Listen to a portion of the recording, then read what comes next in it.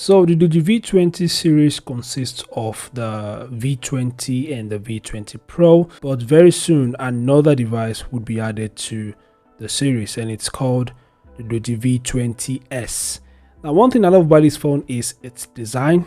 It's rear design, to be precise. So at the rear, the phone has a color combination, a beautiful color combination of gray and orange. The phone has what appears to be a rectangular shaped camera module with rounded corners that contains 3 cameras, dual flash, and a rear display that shows the time and date.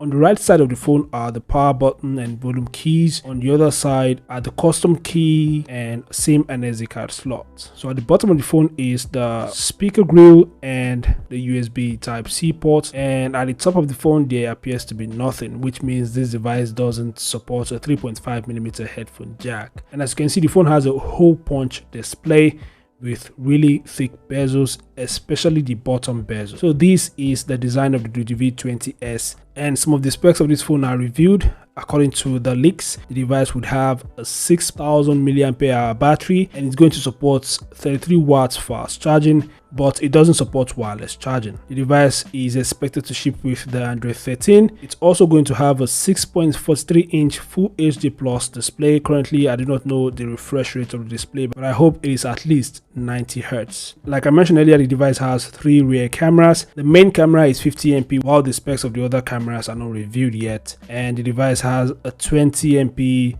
front-facing camera. So these are the few details of the Doogee V20 Pro. Now, I may not be entirely correct regarding these leaks and features, but more details about this device is expected to be released very soon. So this is what I wanted you guys to know. Make sure to subscribe and turn on notifications to get more tech updates, and of course I'll keep you guys updated regarding the details, price, and everything about this device. So make sure to subscribe and turn on notifications. Thanks for watching, and I'll see you guys in the next update. Peace out.